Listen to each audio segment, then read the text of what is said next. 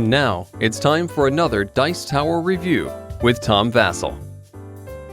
Hey folks, Dice City is a great game. Dice allocation resources.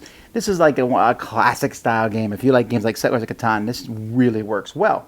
And so I was glad to see an expansion. So a mini expansion, all that glitters. What glitters?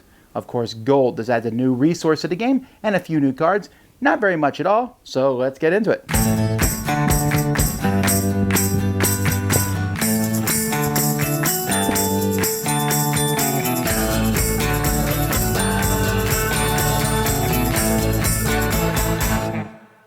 The first thing we're going to look at with this adds is the gold. Yes, there's gold in them box.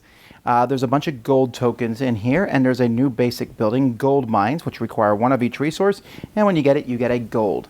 Gold is essentially a wild resource. It can be used as anything, although it doesn't count as a commodity. Like if a card gives you extra commodities, you can't get like an extra gold.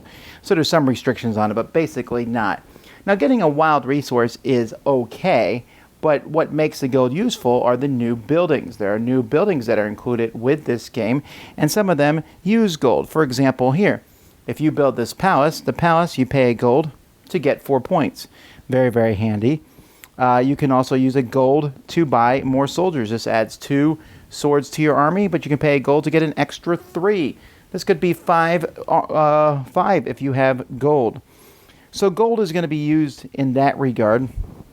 And in fact, gold is a resource that is needed to build the monument. You'll notice a monument costs 2 gold. And this gives 3 points. But anytime you use the ability of a location next to this one, you get a point. That's a really cool ability, a really cool card to have. Then there's some other basic stuff here. This lets you store an additional resource of each type in your stock, the warehouse. That's always handy. A master builder lets you place a harvest location of your choice anywhere in the city without paying the cost.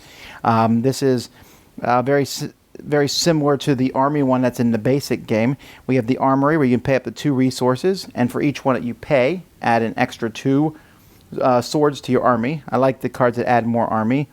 The prison, which is a really cool one. This one is exhausted when you use it, but it'll let you add a sword to your army plus an extra sword for each type of mercenary that you've taken out.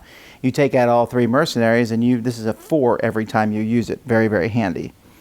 We have the library, which next time you use a die that's on another purple location, to get points, you get an extra 3 points. So it's kind of like a boost to the next one. The hospital, which seems pretty cheap for what you get. Once per turn, you can pay 1 of any resource. If you do, reactivate a location. Oh man, like this one quite a bit. The marketplace, pay 1 or 2 of any resource. For each one paid, get 2 of another resource. Again, that's one that you can't use golden. And then the fountain is just a simple re-roll another used die. So this is it. You can pick and choose which of these cards to add. There's 3 of each copy, so you can pick and use a certain amount if you want to have a less random setup, or you can just shuffle them all in, which is I recommend because otherwise setup takes too long. This is a short review because it's a very small expansion, and it's the kind of expansion I find these refreshing expansions. It adds something very simple to the game, adds more cards, that's it. You can teach people who've never played the game before, and this expansion can be mixed in. You don't have to tell them anything. It's just there. Gold, wild, boom, everyone remembers it.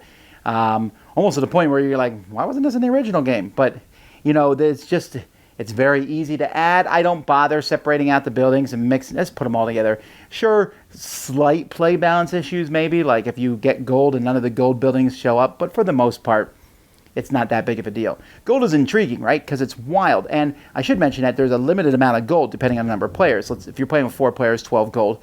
And every time you spend a gold, it's out of the game. It doesn't go back to the pile. When all the gold is gone, that's another end game trigger. And I thought, oh man, the game's going to end fast. No, that ends the game the same as everything else does.